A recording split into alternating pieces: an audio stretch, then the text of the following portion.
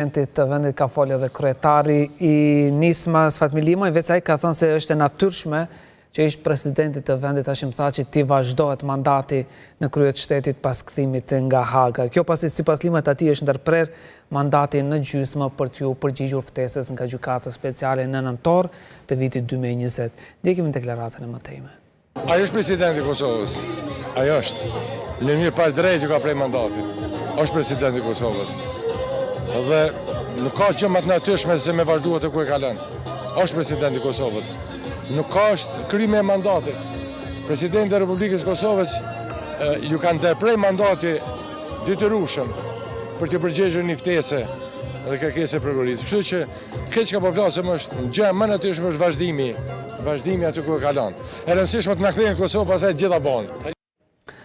Deputetët e Partisë Demokratike të Kosovës dhe të Aleancës përsëri shkuan sot në kuvend. Ata i